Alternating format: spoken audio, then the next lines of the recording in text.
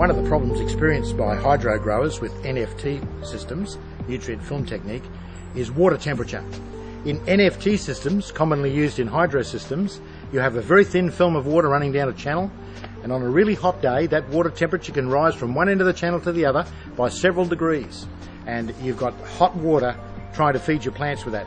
In fact, it's well known that lettuce do not like hot roots. In fact, 22 degrees C is the temperature that is most suitable for lettuce, and that's very difficult to maintain with NFT systems, nutrient film technique systems, because of the increase in temperature. But with DWC systems, deep water culture, we've got a much larger mass of water, and as we know, water is very stable in temperature. Actually, it's hard to make it move up or down. So the bigger the mass of water you've got, the less temperature swing you have, and also another thing, you have less pH swing. You can have much better control over your pH of your system by using deep water culture systems.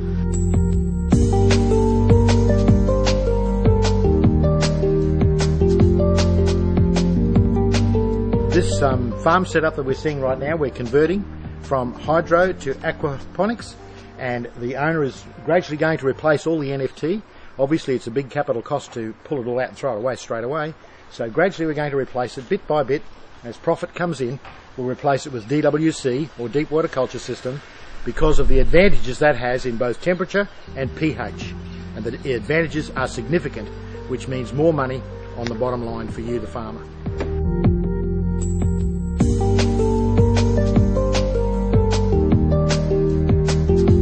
This particular greenhouse has 5,000 holes, as the terminology goes. That's holes in the NFT channel, as you can see them there behind me.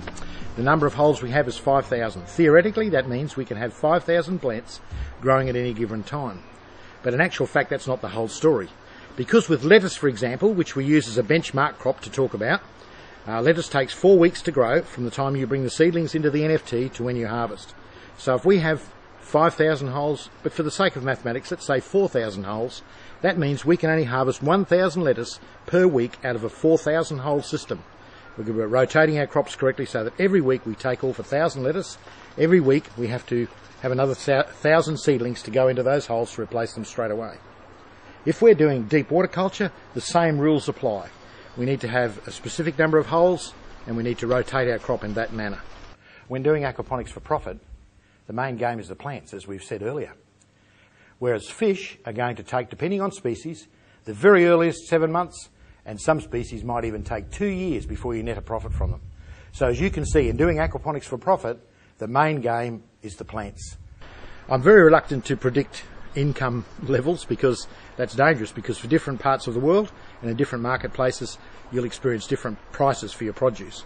But right here in southeast Queensland, it's quite possible and very easy to obtain $1.50 per lettuce for well-grown organic style lettuce. In fact, that's the bottom of the price range. We've had some clients that actually are offered up to $3 for their lettuce, per lettuce. What we've got to remember is we're producing in these systems premium quality product. We're not just growing them in some old back paddock somewhere and selling them in the Brisbane markets for the lowest possible price. We're selling them as premium product to a premium market.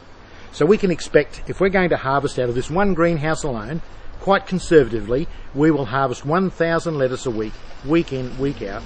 That's with one operator working by himself, $1,500 per week gross income. That's from your lettuce alone. Physical labour on a daily basis would just simply be coming to work, checking that all the pipes are running, the pump's running, everything's going fine, and then harvesting your lettuce. Now, whether you do that on 1 day per week or whether you do some lettuce every day per week will depend on your own particular market strategy.